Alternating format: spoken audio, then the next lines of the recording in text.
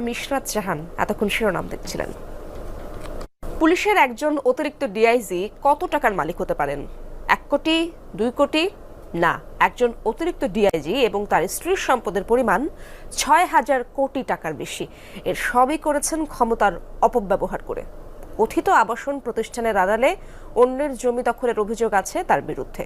বুধবার সাবেক পুলিশ কর্তা গাজী মোজাম্মেল হক ও তার স্ত্রী সন্তানের নামে থাকা জমি ও ব্যাংক অ্যাকাউন্ট জব্দের নির্দেশ দিয়েছেন আদালত। শাহিনুর আলমের ছবিতে আরো জানাচ্ছেন হাবিব রহমান। আমি এখন যে জায়গাটিতে দাঁড়িয়ে আছি এটি হিন্দুপাড়া রোড নামে স্থানীয়দের কাছে পরিচিত, কিন্তু এই রোডের মাঝামাঝি ঠিক এভাবেই দেওয়াল তুলে দিয়েছে আনন্দ হাউজিং কর্তৃপক্ষ।